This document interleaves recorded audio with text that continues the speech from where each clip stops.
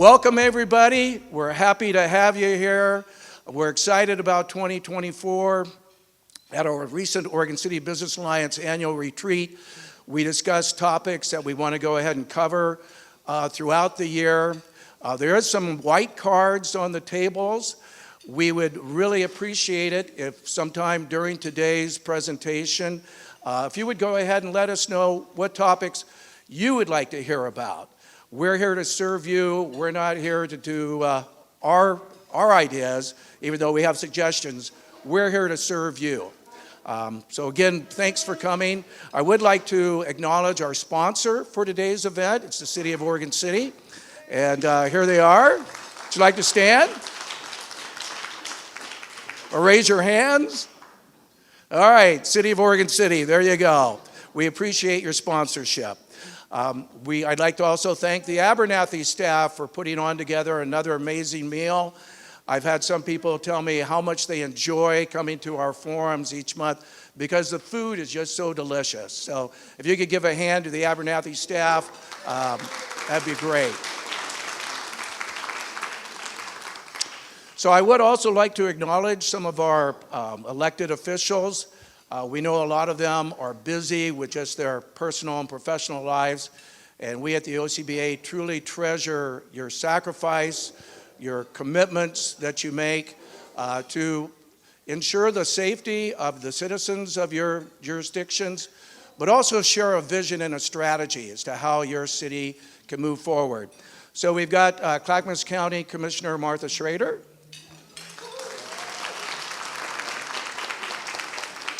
City of Oregon City Mayor Denise McGriff, City Commissioner Frank O'Donnell, and now I'm going to try to keep track of them all here.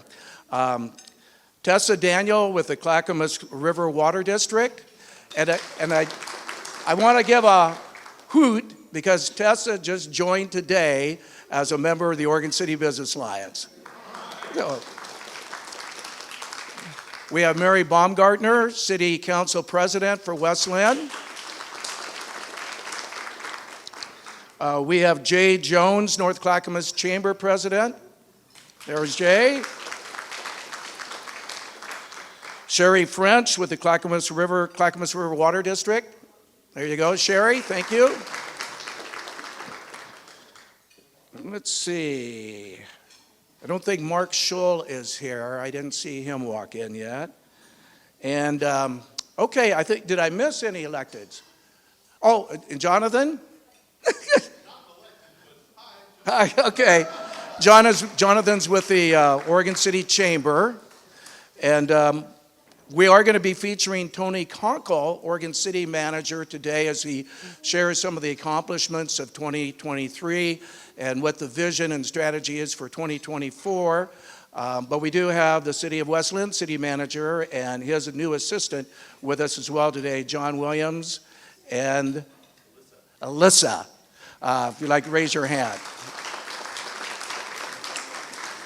Okay, and I ask for your forgiveness if I missed any other elected officials. If not, okay, perfect.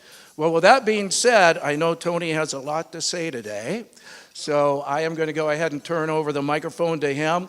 The blue cards on your table are for questions. We save all the questions to the end, so we'll have someone from our staff go around and pick up the question cards, and then we'll do the Q&A after Tony's presentation is completed. Again, thanks for coming, and Tony, here you go. All right, thank you. Thank you, Kent.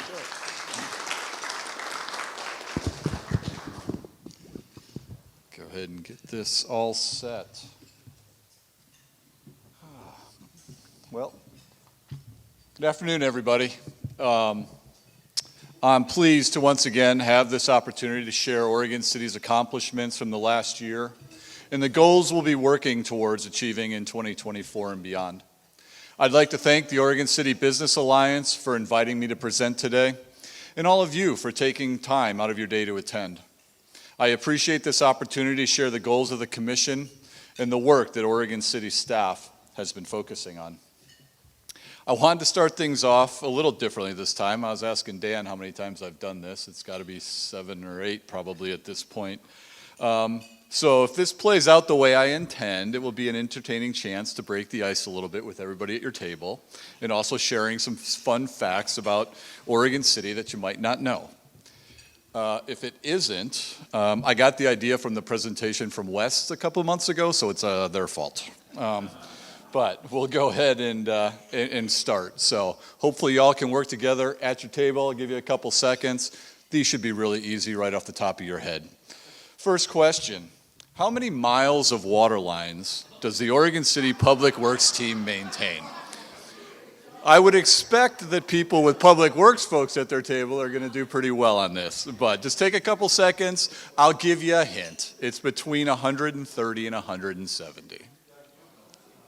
So work amongst yourselves, couple seconds here, come up with what you think. All right, hopefully everyone's got their answer. Our Public Works team is responsible for maintaining approximately 154 miles of water lines, not to mention pump stations and reservoirs that are all part of the system that provides water to our homes and businesses each and every day. All right, everybody ready for the next one? It's kind of a two-parter here. How much is the 23 through 25 biennial budget? And the second part, how much of that amount is comprised of discretionary funds that aren't titled to a specific service? Here's your hint. The first part is between 150 and 200 million. The second part is between 40 and 70 million. Okay. Give you a couple seconds to figure this one out. I'm sure everyone followed our budget committee's 4 meetings very closely. So, the entire city budget for the 2-year biennial is $281.3 million. The discretionary funds, which are what we use, they're not dedicated to infrastructure, system development charges, pass-throughs to other jurisdictions. It's really what we fund our police department with, our parks and rec, our administration, is $63.1 million over those 2 years. Okay, last one. How many public meetings were held last year by all city commissions, committees, and advisory boards? It's between 150 and 200. So get your guesses in. The answer is there were 182 meetings of Oregon City commissions, committees, and advisory boards last year. There are a total of 17 groups that serve a vital role in connecting our residents with the city's leadership. There are so many ways for people to get involved in the community, and I highly recommend you reach out to the city if you're interested. But at times there is a shortage of people who will jump into these roles. We've shared a brochure on the table that highlights each of these and the ways that you can volunteer with Oregon City. Thank you, Kent, for acknowledging the elected officials. I would like to once again acknowledge Mayor Denise McGriff, Commissioner Frank O'Donnell. Without these elected officials, some that are here today, without their dedicated service, time investment, and commitment to our community as volunteers, we would not be as successful in identifying and completing projects and expanding programs that represent the needs and desires of our community members.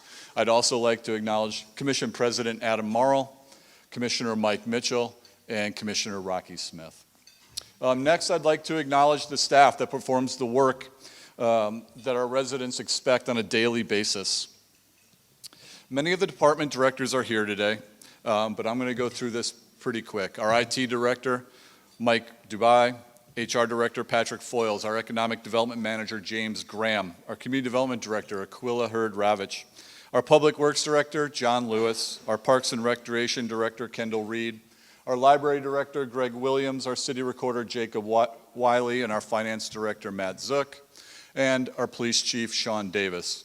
I'd also like to thank Jared Lyman, our Communications Manager, in helping me prepare for this presentation today. One change you'll notice is our new police chief, Sean Davis, who took over after Chief Band retired last summer. Chief Band left some tremendous shoes to fill, and in his time with the city did a lot to put the Oregon City Police Department above and beyond agencies throughout the state, the model to be emulated and admired. I am confident that Chief Davis is following in those footsteps, and that the department will continue to serve as a model for other agencies, large and small. While we continue to look forward, it's important that we acknowledge the past. Last November marked the 10-year anniversary of one of Oregon City's most trying times, the loss of Officer Rob Libke in the line of duty. After Rob's killing, his wife Wendy shared that she was worried Rob's loss and sacrifice would quickly be forgotten. Chief Davis oversaw a tribute to Officer Libke with the entire department, Rob's family, commissioners, and others in front of the public safety building that bears his name. That building and the memorial out front serves as a daily reminder of the sacrifice Officer Libke made, his family made, and his dedication to service and safety that all of our officers continue to display on a daily basis. Tough one to transition out to, but on a different note, another new face being added to this list, that's our new Assistant City Manager, Alexandra Rains. Alexandra comes to us from the city of Scappoose, where she's been serving as their city manager. As the city grows and our responsibilities expand, the need for a seasoned, experienced person who can help lead the way on many of our ongoing projects and support many of our departments' heads has become clear. I want to thank the City Commission for their support in bringing this position back, and I'm looking forward to Alex starting on February 5th. As you may know, we went through our biennial budget process last year. The adopted budget runs from July 1 of 23 through June 30th of 2025. It was crafted to maintain existing services, meet new needs or mandated requirements, and enhance core services provided for the citizens of Oregon City. These include police protection, parks and rec, community planning, building, maintenance of streets, and the provision of safe drinking water and water collection services. In addition, Oregon City continues to provide services to both city and county residents at the library.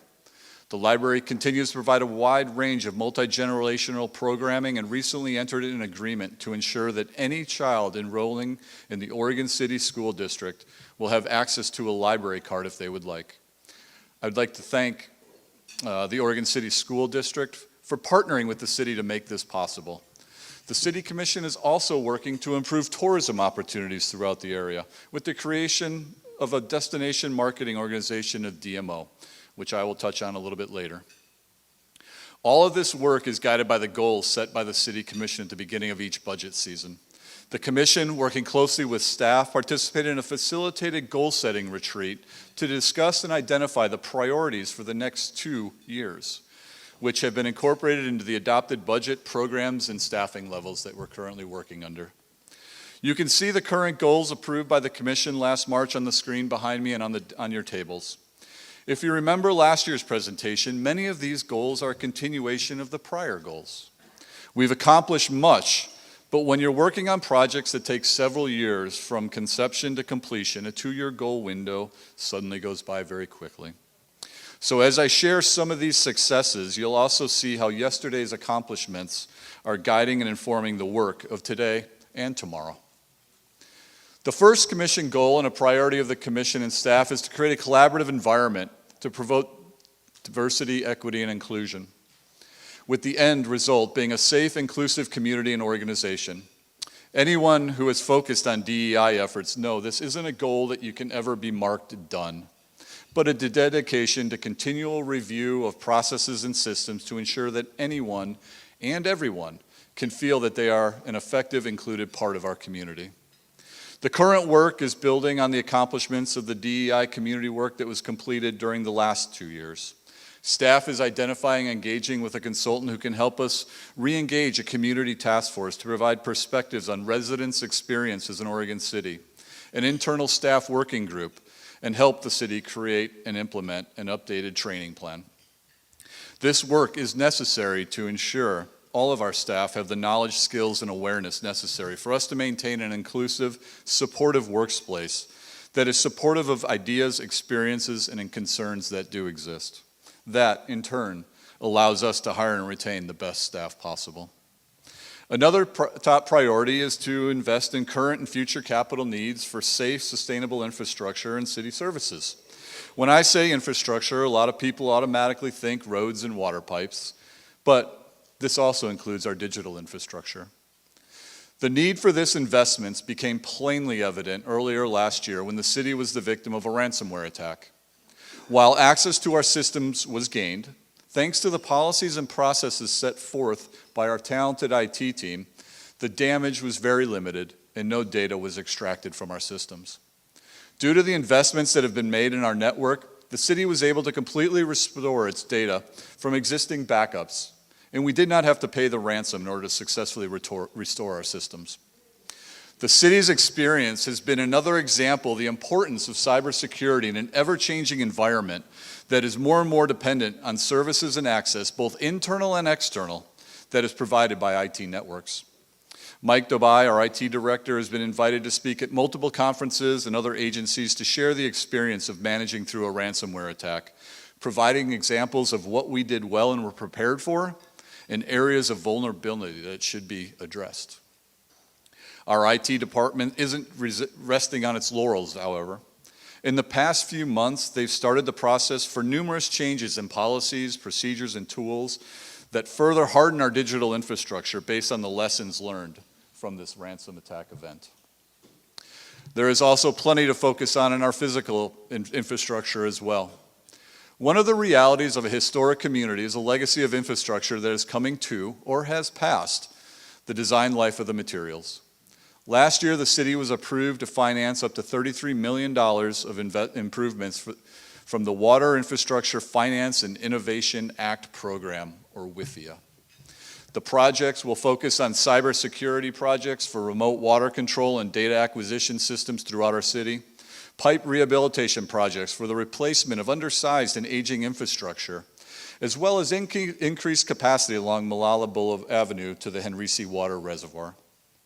The WIFIA funding will provide multiple years of necessary water infrastructure projects throughout Oregon City that will provide decades of new pipes and capacity.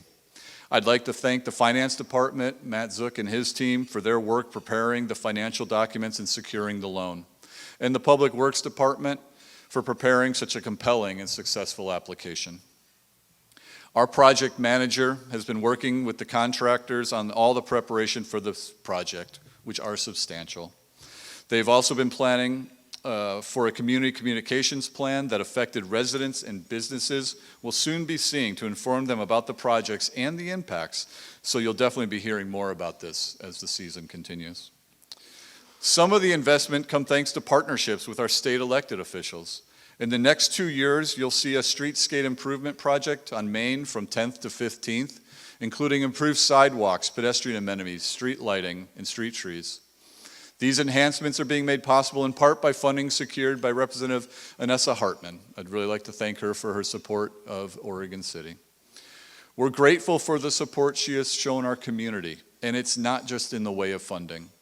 The I-205 tolling plan continues to be a subject on the mind of many in Oregon City. Our mayor and commission has been at the forefront in sharing the concerns of our community and demanding a better solution than the one that will harm Oregon City. These concerns have been shared with the governor, ODOT, and other elected representatives, and Representative Hartman has served as a strong voice among her peers, and her support is one of the reasons the plan has been put on hold.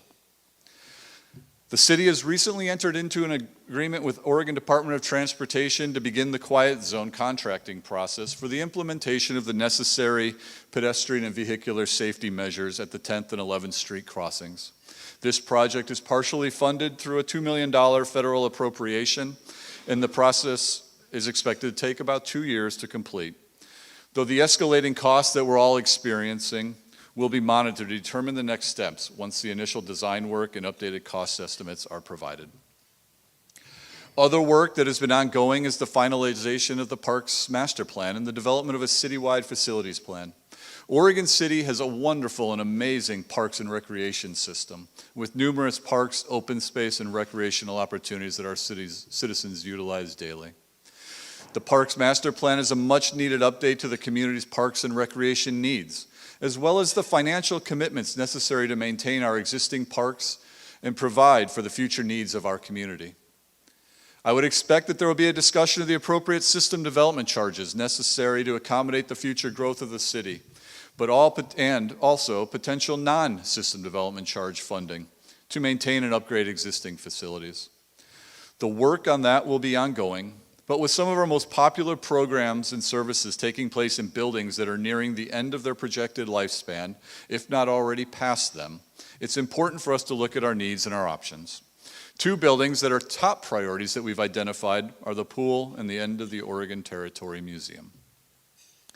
The facility plan will identify the city's needs for building space and replacement over the next 20 to 30 years, as well as opportunities to consolidate services and enhance the customer experiences, such as locations like the cemetery. This project allows the city to take a holistic and comprehensive look at all the city's assets, facilities, and community and staffing needs to help prioritize investments and identify immediate and long-term needs. Speaking of popular programs from our Parks Department, last summer saw another incredibly successful series of concerts in the park and movies in the park.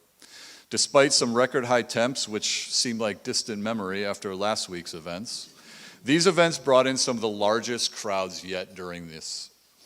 We wouldn't be able to maintain these free events for our community if it weren't for the sponsorships from our businesses and residents here in our community, many of whom continue to support these events year after year. So I'd like to give a very large thank you to everyone who participates in that to make that such a great and successful event for our community each and every year.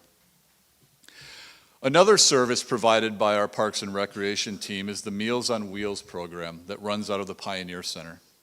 Last year, our team, comprised of volunteers and staff, delivered more than 35,000 meals to residents. It's more than just a needed, nutritious, warm meal. For some, it serves as their only connection with the outside world. I am so proud of the work that the volunteers and staff do to provide this service to our community.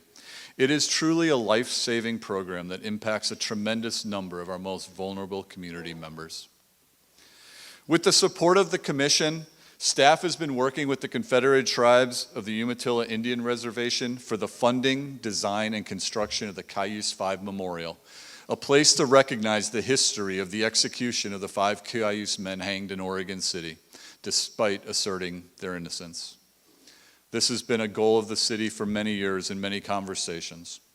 I would like to thank the Confederated Tribes of the Umatilla Indian Reservation Board of Trustees for their patience, guidance, and perseverance through this process, and their staff that have brought their expertise and knowledge to bear. I would also like to thank the Confederated Tribes of the Grand Ronde for their willingness to work with the city and the Umatilla Indian Reservation on the siting of the memorial, and the resources that they provided from their Cultural Resource Office to help us understand the importance of this place. The memorial will be located on the McLaughlin Promenade, and the construction is expected to begin this spring. This memorial will serve as a place to contemplate, remember, honor, and learn about the complex history that makes Oregon City such a special and unique place. Having a well-informed, actively engaged community is something Oregon City continually strives for. The City Commission requested the creation of a community engagement specialist position to work with our Citizen Involvement Committee and the Youth Advisory Commission that was created last year. In just a few months, Hannah Schmidt, our community engagement specialist, has already taken several steps that helped expand the reach of our neighborhood associations into our community. The Youth Advisory Commission produced a successful mental health fair last year that helped inform residents of the services available to them, and also had the added benefit of uniting several service organizations and creating new beneficial partnerships to further serve our community. Homelessness continues to be a discussion topic in our community. Last year, I shared the innovative approach our police department takes when it comes to working with the homeless population and community members, focusing on finding help for people versus punishing people experiencing homelessness. The city has invested in a homeless liaison officer as a dedicated position to address the impacts of homelessness on the homeless community, providers, and the residents and commercial community members. A behavioral health specialist to assist housed and unhoused community members experiencing mental health and substance abuse challenges, and doing what they can to keep them in their homes, avoiding the homelessness. And we've set aside funds to clean up abandoned camps throughout our community, all additional expenses that we have traditionally not had as a local government. Within the current budget, the Commission has approved the funding of a caseworker to assist our behavioral health specialists. We're also in the early stages of designing and potentially creating a community court that will focus on the homeless at the local level. This model, if implemented, will allow the city, through the municipal court, to focus on the community members most in need that require assistance with treatment, housing, and basic needs that do not fit in the criminal justice system. This expands our approach to finding long-term solutions for dealing with homelessness with a focus on providing treatment and, most importantly, finding housing. I'm going to go a little off script here because it's going to come up, I'm assuming, and I do want to address, especially after the last 2 weeks we've had. And I really do want to thank, and I know that there's many, many different positions on this when it comes to homelessness, funding homelessness, what we should do. And I bring this from my perspective as a city manager, trying to navigate demands from the community, the commission, businesses, residents, the homeless community, nonprofits, existing laws, lawsuits, court decisions. Okay, it's not the easiest line to walk. But that being said, I want to give thanks to Father's Heart, Clackamas Community College for spinning up a emergency shelter during the freezing events. If you've watched any of the news for those parts of the nations that have been impacted, the other states who are like us, typically do not see what we saw over the last week or so. I think Tennessee, I think there were 30 to 35 people that died from exposure and hypothermia. Whatever you think of this, that is not a way a community member in our community should die. I know these discussions are hard. I know if everybody's answer is we don't want it here. And I don't mean everybody. But, you know, there is the what I would like and there is the what is reality. And I have to work in the world of what is reality. I will say that I was disappointed that during that event, the only facility available, and I thank Clackamas County's involvement, Health and Human Services, Father's Heart, the Homeless Solutions Coalition of Clackamas County, the community college, all the nonprofits. They did an amazing job of having facilities at capacity and trying to find a place for people to go.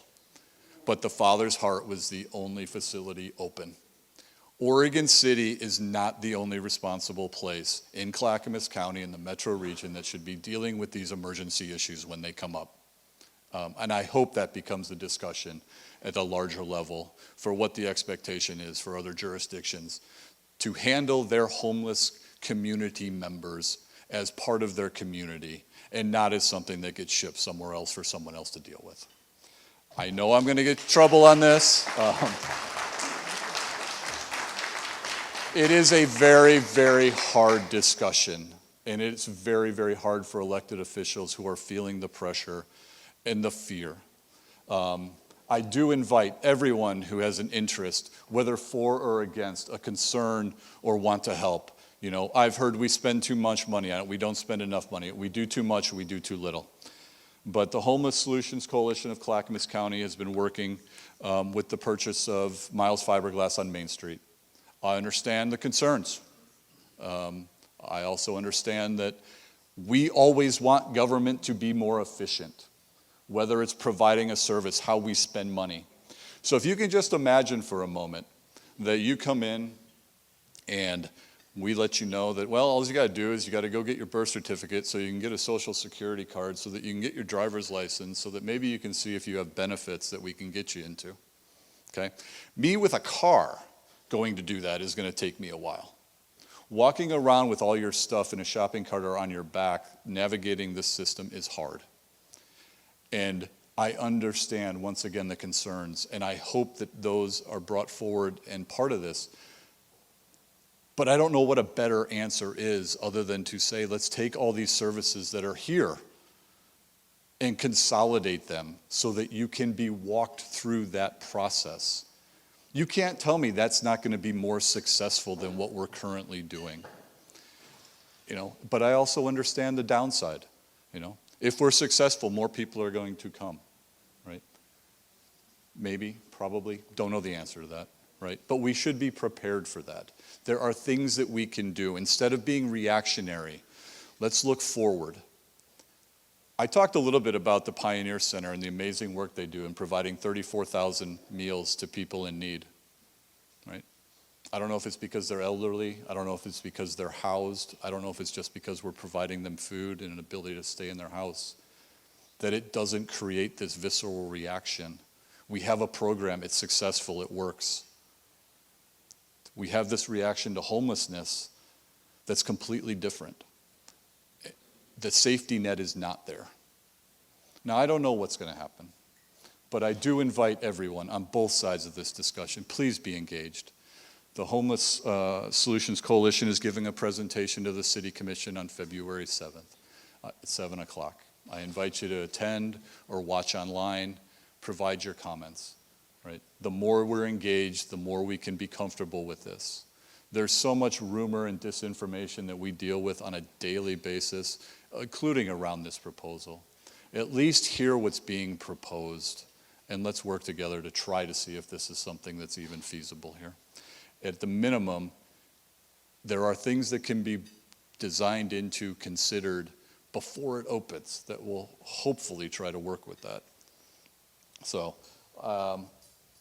lot said on that. I know this is probably one of the most difficult things we deal with, just because of the impact on Oregon City, the impact on our downtown, the impact on our businesses, our residents, the pressure that's put on our commissioners to do something. If it were that easy, it would already be done. So once again, I just wanted to have that discussion. I'm sure the question is going to come up. Figured I'd get in front of it a little bit, and I'm sure we'll see how that is received as my most controversial comments of the day. Moving on, the Commission is also focused on promoting tourism and supporting economic development. As I mentioned before, we're in the process of creating a separate entity, a destination marketing organization, to oversee tourism marketing efforts. A DMO utilizes the existing transient room tax funds that are collected and are statutorily dedicated to promoting tourism activities and events to promote the opportunities that are available in our community. The Commission has met with several experts in the field that provided their expertise creating funding and administering DMOs in surrounding communities, and the Commission will be meeting again soon to discuss the best next steps to take making this vision a reality. Our economic development team has been incredibly busy creating innovative programs to help Oregon City's business community. They do more than attract new business to Oregon City, though they do that as well. The Talent Ready program works with Oregon City residents to eliminate barriers preventing them from finding the employment they seek. More than job skill development, it also helps connect residents with services for childcare, mental health, addiction treatment, all things to help develop a stronger, more capable local workforce. That benefits our residents and our businesses and also makes the community more attractive to new firms looking to relocate. The BizPod program is another innovative idea that brought together a group of talented entrepreneurs trying to turn their Oregon City-based startups into thriving businesses. It's a select cohort that had to meet several criteria, and those that are selected receive in-depth mentoring from experts in business and grant funding at the end to help develop their startup. The first cohort completed their courses last year, and the second cohort is currently accepting applications through February 20th. If you're interested or know someone who might be, please pass along that information. The city also recently opened up the city-sponsored public event grant process. $100,000 has been set aside for grants to nonprofit organizations and for-profit businesses that hold public events designed to enhance and grow and develop the Oregon City's tourism industry and directly benefits our local businesses. The Economic Development Department continues to work with the Chamber of Commerce and the Downtown Oregon City Association to promote and recruit businesses to Oregon City. The city is excited for the construction of the new courthouse up on top of the hill. But with it comes a concern and an opportunity for what happens to downtown and the existing courthouse. The city, the chamber, and DOCA look forward to working with the county to determine the next life for the courthouse building to ensure that downtown Oregon City continues to grow and flourish as a vibrant business community. One of the continuing challenges is the status and ability to deliver projects associated with the Urban Renewal Agency. In May, the community voted against authorizing debt for the agency. The initiative may have failed, but there is still vital work that needs to be done. The agency owns several properties, and the focus is developing these properties and returning them to the tax rolls. These are issues that enhance the economic vitality and quality of life for our community. The agency has completed a review of the existing conditions of the Stimson property on Washington Street and is in the process of completing a geotech review to determine what is needed to build on the property. I would expect that this work to inform the agency on the next steps to determine the value of the property, identify the preferred uses, and a potential developer. The second agency project that we're currently working on is addressing the blue-green algae blooms that pop up in the Cove. I'd like to thank Commissioner O'Donnell for his leadership on this issue in working with neighbors, interested parties, as well as the Oregon City Urban Renewal Commission to explain to them the importance of addressing this issue on a property and a water body owned by the agency. I'd also like to thank Director Geis with the Water Environmental Service and his staff for their expertise and assistance in helping us understand these issues and identifying the important factors to determine and understand to try to find a final solution. It seems like since 2020, there's been no shortages of crisis situations. Just the past 2 weeks saw Oregon City and the entire region brought to a standstill from winter storms that will surely go down in history. I'm proud of how our staff once again rose to the occasion and put service to our residents first. It's something I've said a lot recently. We have thousands and thousands of contacts with our community members, and it's impressive how few complaints and concerns we get. It's a testament to just how strong our focus is on customer service and providing quality services to our community members. There are additional projects and programs that the city will be undertaking that I have not addressed, but will have impacts on Oregon City. Staff continues to collaborate with the Confederated Tribes of the Grand Ronde on their infrastructure planning and land use process to amend the approved development plan on the old Blue Heron property. Significant progress has been made by Grand Ronde on implementing site cleanup measures and the demolition of buildings and structures. I look forward to continuing to work with Grand Ronde as they move through the process of presenting their vision for the property of the Commission and the community. 2 state-required changes are creating a climate-friendly and equitable communities and additional housing measures that are intended to increase capacity. These one-size-fits-all changes to land use processes and zoning regulations will have impacts on how Oregon City responds to development requests and the ability to create the community that is driven by the vision and goals of the Oregon City community members. While we definitely don't agree, the Commission will do what they can to try to tailor these required regulations to fit what we believe the community vision and goals are. As I conclude, I would like to thank you all once again for taking the time to attend today's presentation.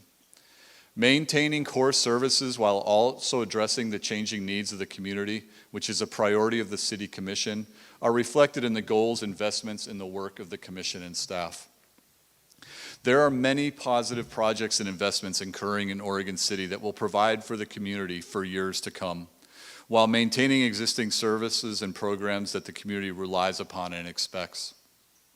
I'm excited for the upcoming opportunities, focusing on implementing the Commission goals, responding to community needs, and providing excellent day-to-day service and operations for the city. I'm so proud to continue to work with this team as I look ahead to 2024 and beyond. So with that, I say thank you once again, and I'll be happy to answer any questions you may have.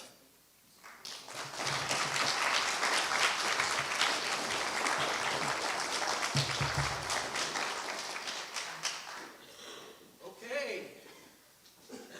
Remember, everybody, the blue cards. That's where we get our questions. Or don't. I'm going to need No, you don't get off that easy, Tony. Matthew, do you have another mic that I can go ahead and use to go ahead and make sure we record this for our website and for YouTube? So we got to have the microphone so that it can actually go into the video and audio recording. So while while we're doing that, we'll share a microphone. Sure. Oh, here it comes. Thank you, Matthew. And again, thank you, Tony, for an excellent presentation. We always like to kick off the new year by having Oregon City Manager go ahead and kind of share his vision, strategies, review, and it's a great way, I think, to get everybody going. Great. A lot of opportunities, a lot of challenges, but we as a community of citizens that are engaged, we together can accomplish a lot. But it does require what they used to call a village. And I used to tell people, you don't want to be five fingers, you want to stand as a fist. So again, on behalf of the OCBA, we appreciate all of you for coming. I do want to acknowledge two latecomers that we have here, County Commission Chair Tootie Smith and County Commissioner Mark Scholl. Thank you for coming. You touched on tolling, and recently I gave testimony, as did over 50 other people over in Gladstone High School, including our mayor and some of our county commissioners and city commissioners. It seems like tolling is still something that ODOT has already said this is going to happen, even though they allowed each of us 2 minutes to give testimony. Really not very much time to get our points across, but I think everybody that spoke was pretty well unified in their opposition to it. With ODOT now saying that they're not going to provide the third lanes, which was the reason for the tolling to begin with, but they are still going to install the tolling collection devices on the Abernathy Bridge. What is the City of Oregon City doing specifically to try to put a further pause on that? And is there anything that they can do? Yeah, well, I think that the city is continuing through its elected officials in working with other elected officials throughout the region, West Linn, the county, other cities. Really, this becomes a political issue more than a staff-driven or an individual community's ability to affect change on what's being proposed by ODOT. I think that it's important for the elected officials at all these, at each one of these different agencies to continue to have a unified voice and continue to put pressure on the Oregon State Legislature to address this issue in a more equitable way. At the staff level, we continue to be engaged in responding. It's kind of like a freight train that's rolling down the tracks, right? Either we're going to respond or we're not, and if we don't respond, it's going to be, well, you didn't participate. So there's really two things going on. One is a technical side with the staff, and the other truly is a truly political decision that needs the unification and one voice of our elected officials. And at the end of the day, also every person that wants to comment. You have elected representative at the state level, both representatives and Senate, that you should be contacting with your concerns. This really was driven by the legislature's decision. And is there anything that we can do to have the legislature reverse that decision? Well, as easily as you can pass a law, you can pass another.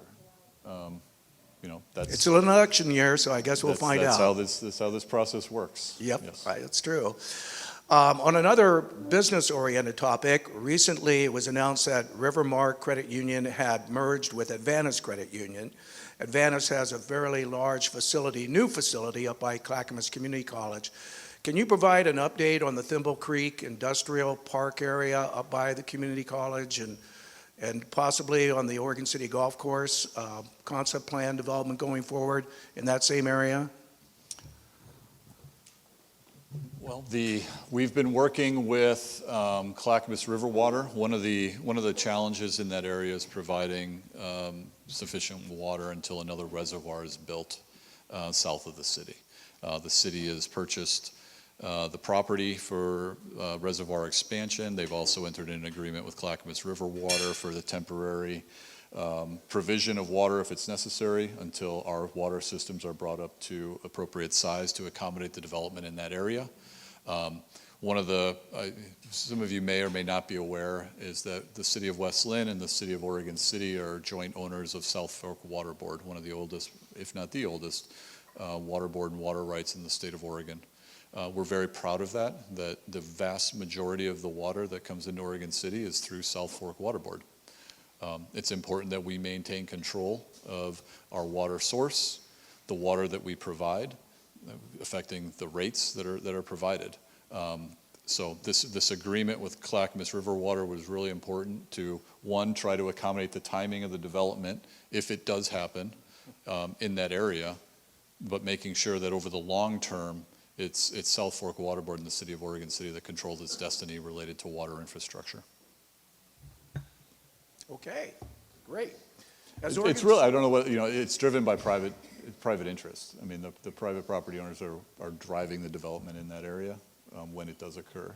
So we're trying to get as much out of the way from an infrastructure standpoint as we can, but we're not actively developing that area. And I actually served on the committee that was engaged in the Thimble Creek Industrial Park. And one of the issues was the power lines were too low, and would we be able to actually put a road under the power lines? Has that issue been resolved? Well, we constantly, Portland General Electric, Bonneville Power Administration, they have their guidelines for what can and can't be built, where it can and how it can be built. So really it's working with those agencies to get that infrastructure built when it is ready. The Clackamas County was able to invest in their transportation facility out there, so bringing infrastructure down Beaver Creek Road as well as the beginning of that initial network of streets. So, slowly coming along, but that initial investment has been made in that area. And speaking of investment in land, one of the cards says there still seems to be remaining some vacant parcels in Oregon City that are a maintenance drain to the citizens. What's the present status of the marketing of the vacant lands that the city still owns? I talked a little bit about the Urban Renewal Commission is the primary owner of the potential developable pieces that you'll see in downtown. So the Stimson property on Washington Street, 12th and Main are really two of our more visible vacant properties that are owned by the Urban Renewal Agency, as well as right at the corner by Dutch Brothers there.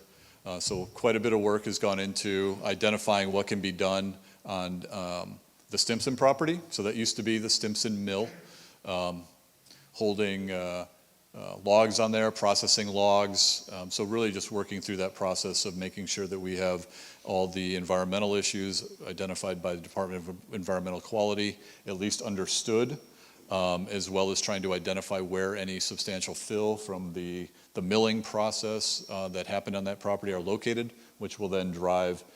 We want to make sure we have an understanding what the value of that property is, as well as the Urban Renewal Agency.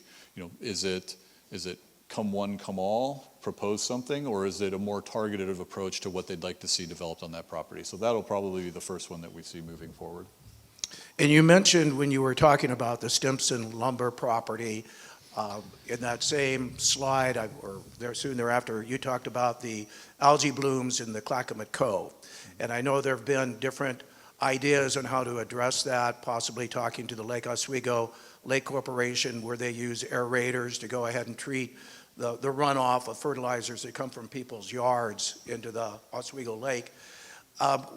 Is there a solution to dealing with the algae bloom? Because in the summertime, that water gets pretty stagnant. Right. I think that's part of the work that we've been engaging with, once again, Commissioner O'Donnell, working with some interested citizens who have expertise in that area through the state agencies that they've worked with in the past, as well as engaging with Water Environmental Services staff who, on the northern part of their boundary deals with stormwater on a daily basis with the testing facilities. They have great staff who've actually focused on water quality, lake quality, have dealt with blue-green algae. So trying to understand, I think part of it is, what's exactly causing it, right?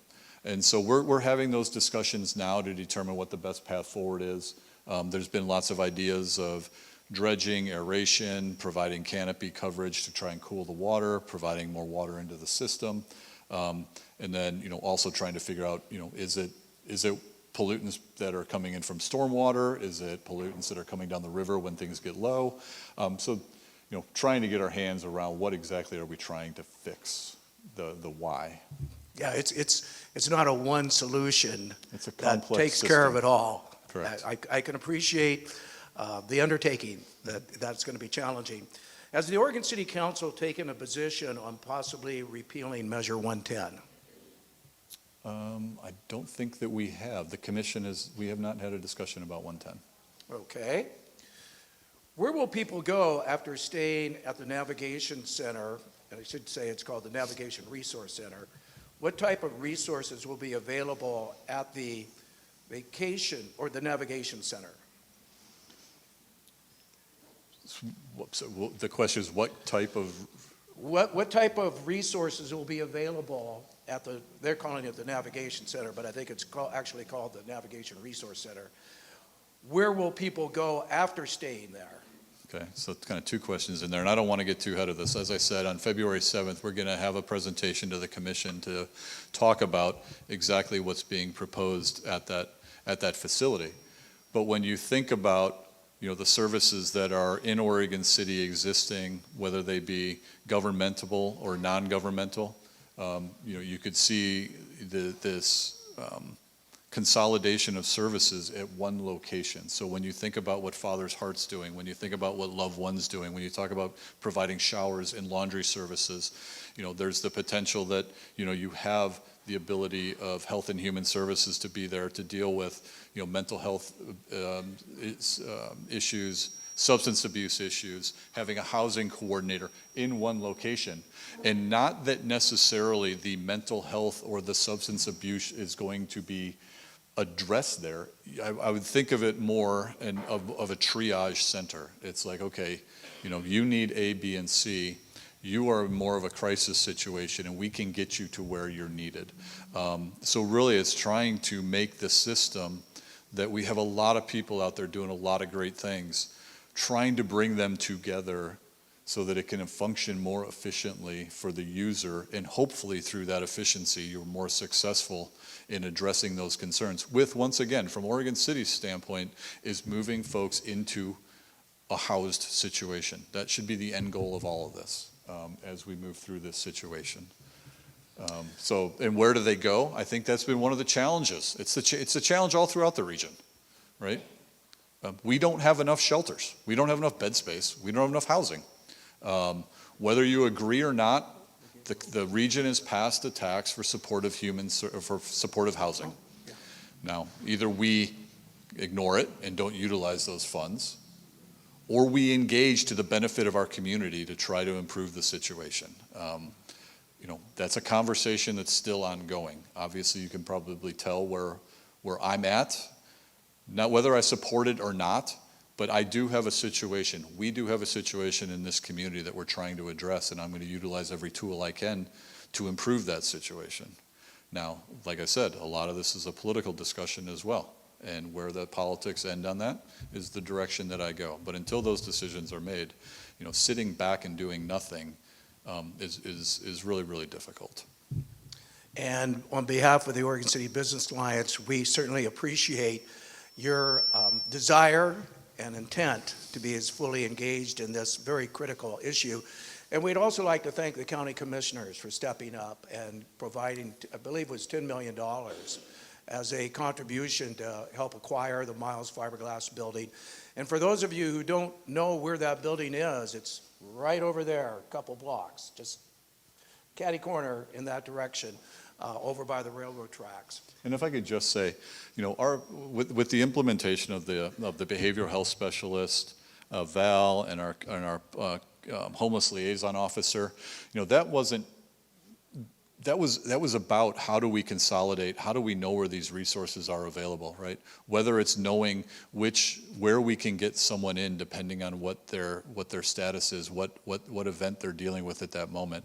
Having housing vouchers or hotel vouchers to be able to get people in and off the streets. It's not efficient, it's not the answer, but it's what we're doing when you ask what happens when that door closes at 5 o'clock or 6 o'clock, and these community members are on the street from 6 p.m. until 8 a.m. the next morning, right? And it's a hard decision. It's a hard situation of which there is no easy answer to, other than continuing to try to invest and catch up with what has been substantially underfunded social service network for decades in this state.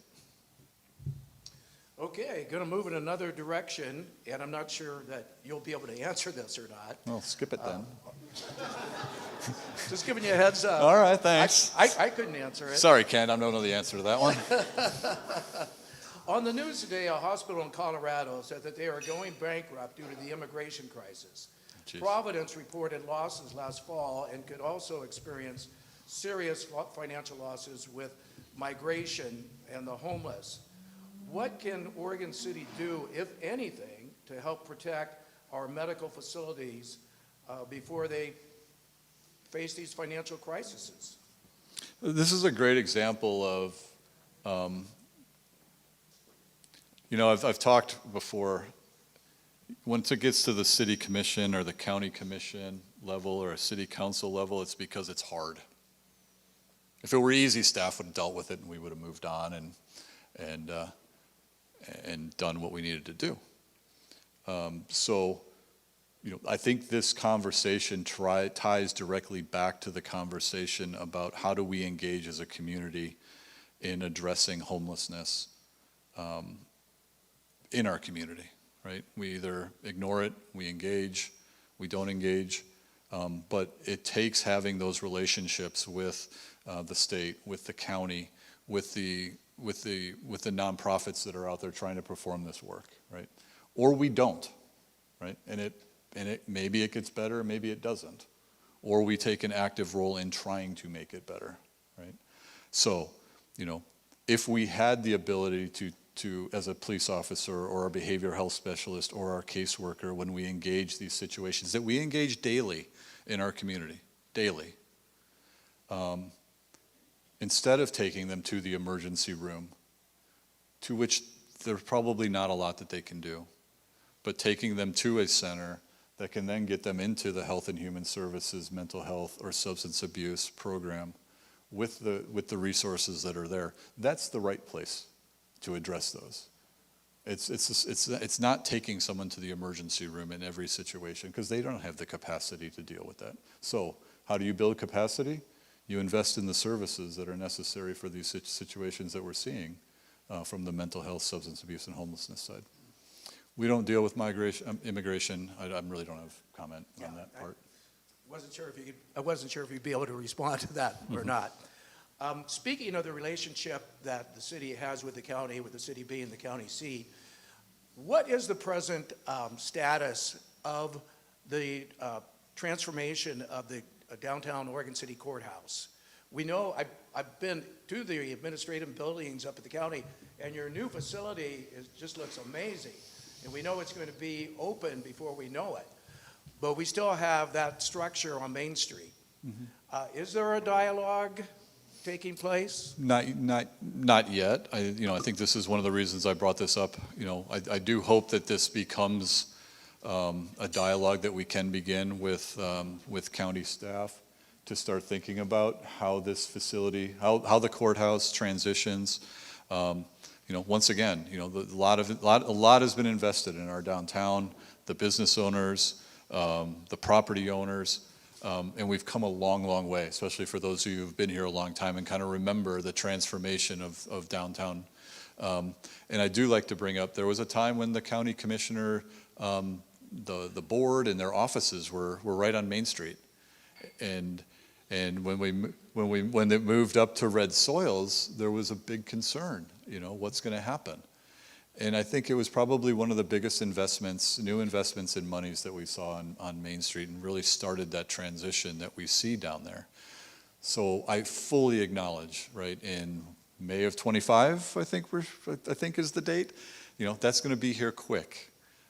I would love to be able to start those conversations with the county and downtown Oregon City, the chamber, interested business owners on how that transitions down there. So fully appreciate the concern, but also see, there is an opportunity here that I hope we can build on to be successful. It's such a unique, iconic building. I just can't wait to see what could possibly go into that facility, recognizing the issues with possible seismic problems. Sure. But that's for another day. It is. Yes. Recently, or over the last few months, Metro has shown possible locations for a new bike pedestrian bridge across the Willamette River. Is there any further discussion about that? We don't seem to be seeing any new updates. No, not at this point. I think the last discussion we had was a joint work session with the city of West Lynn. I think that at this point, we're going to be revisiting our transportation system plan in the next 2 years. I would imagine it might be a discussion at that point, but at this point, it's not a topic that we're actively engaged on. Yeah, and I think even when they were looking at the different locations, they stated at that time that they didn't have any funding for either of the locations. So it was kind of something just down the road. Correct. Okay, long question here. Hold on. In seeking policy comment for the McLaughlin Enhancement Project, there was emphasis on a safer, welcoming environment. The maintenance and cleanliness of the existing waterfront area too often falls short of that standard. How can that be remedied and extended to new development? Well, I think I think that one thing that we have done recently, and I say within the last 30 days, is really focusing our public works staff as they're out in the field and out in the community to focus on those high visibility transportation corridors.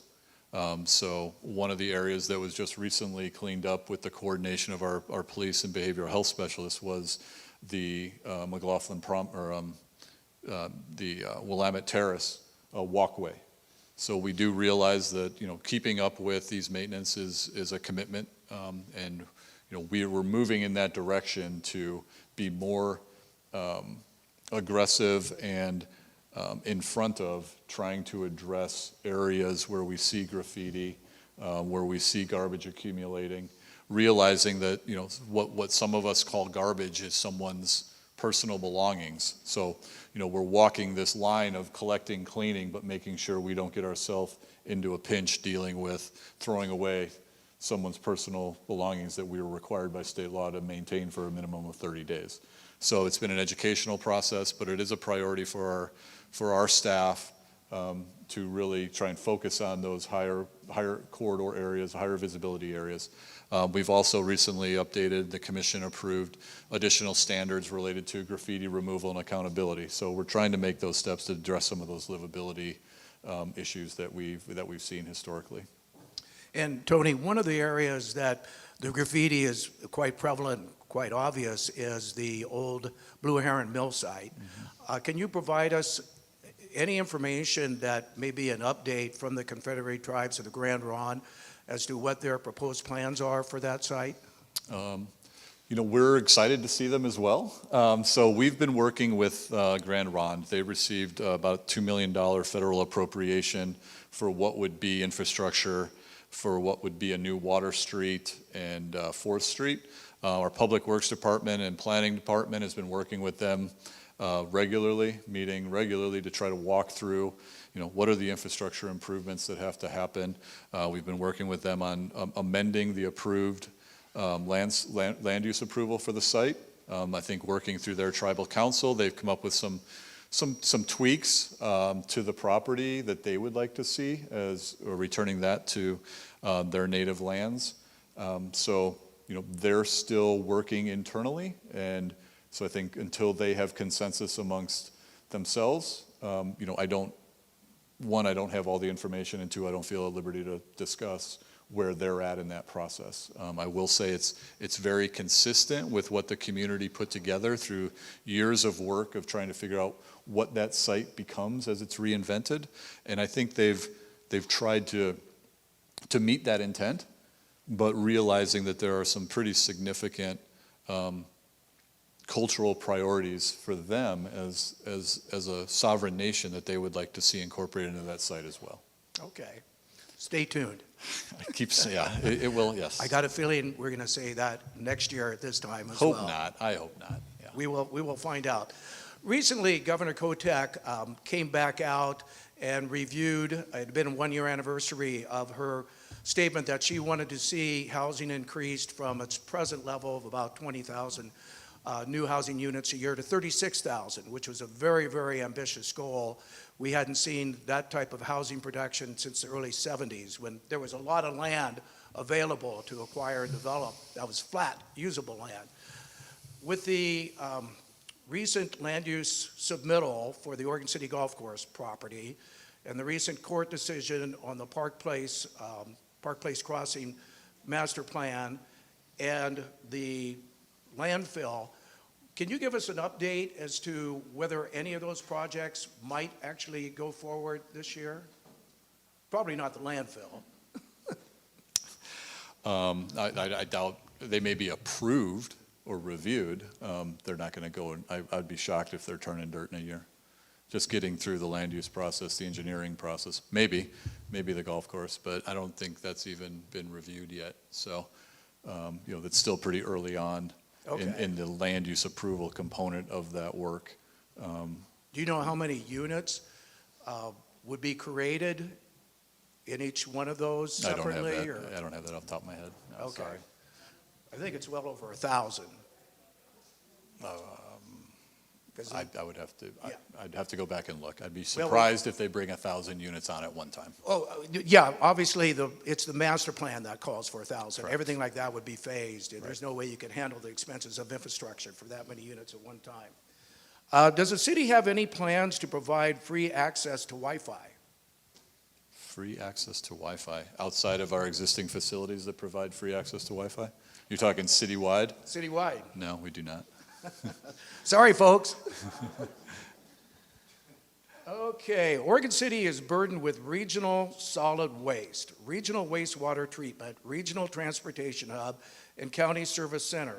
We need a regional rec center for Oregon City and other youth and families. What can Oregon City do to rally the region on this much-needed resource?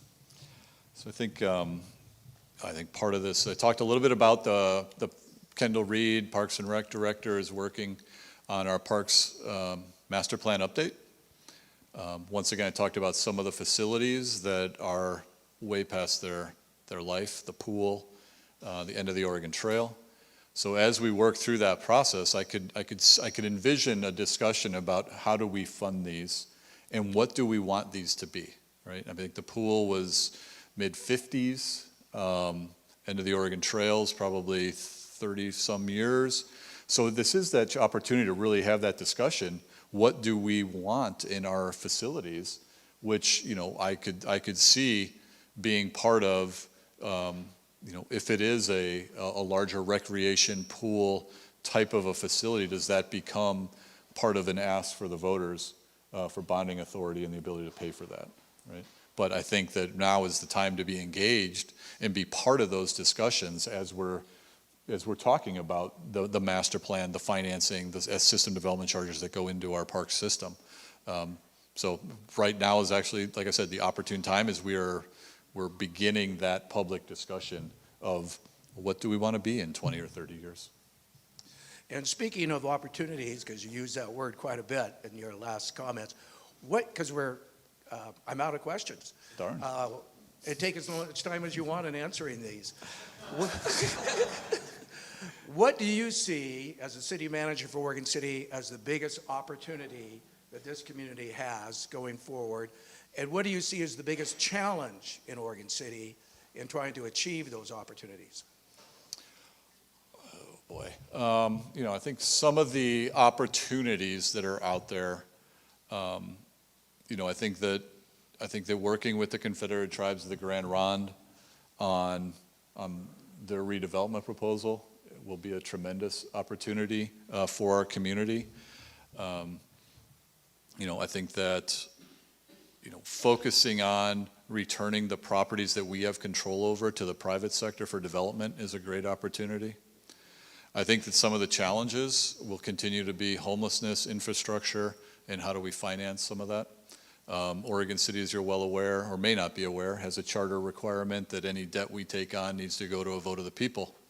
So, trying to do, especially in today, when these infrastructure costs have become so significant, it's hard to save. Essentially, we've been a save up and pay as we go type of a city. It's been really, really hard to do. The low-hanging fruit, the easy projects, the easy infrastructure are kind of getting done. Now it's the $20 million for 213 and Redland Road, of which we don't own either street, but impacts our community and their development and what can happen here. It's Beaver Creek and 213, an additional right turn lane onto northbound 213 to improve, the trips coming in from partially the city, but also the county, right? All of a sudden, it's not $1 million or $2 or $3, right? We're talking, $10 million, $15 million, $20 million projects, and the bandwidth for the city to take those on is very, very difficult. Okay. Well, we do have a few other people that are actually running for office. I'd like to allow them to just introduce themselves. Hello, and good afternoon. My name is Paul Moore. I'm running for Clackamas County Sheriff, and it's an honor to be here. Thank you. And next door. Oh, okay. Sorry. Hello, everyone. I'm Linda Neese, and I'm here representing Sue Leslie, who lives in Oregon City, and she's running for House District 40, which will be Gladstone, Oregon City, and unincorporated of Oak Grove. Thank you, Linda. And Amy over here. Hi there, I'm Amy Nichols, and I'm running for Clackamas County Commissioner, Position 3. Okay, and again, we at the OCBA want to thank all of the public elected representatives, their teams, the city staff, for all the efforts that you make. We're all volunteers here at the Oregon City Business Alliance as well. We don't take a penny in putting on these forums. There's a lot of organization that goes into arranging these events. We are excited to state, though, on April 18th, we will be hosting the State of the County. It's now called Business in the County address here at the Abernathy Center. So we're excited about that. It's always a great turnout for the event.